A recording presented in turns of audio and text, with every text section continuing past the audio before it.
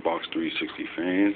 Today I'm going to show you how to fix your Xbox 360 white with replacing it with a new lens when you're getting that open tray error. Just a second here to get my TV together for you.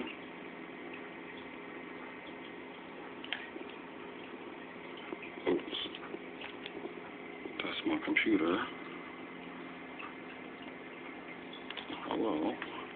Okay. Now, for you that are having this issue, I'm going to show you that my lens isn't reading. Fairly good disc.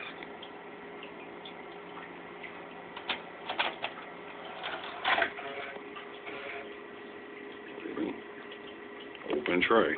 Doesn't matter what I'll put in. DVDs, CDs, doesn't matter. Just doesn't want to read. Now we're going to try DVD for you. Put that in. Oops. Shut my DVD player. Reading, nothing. Now, in a second here, and I'm going to get the equipment together for you. Show you how to replace your lens in no time at all.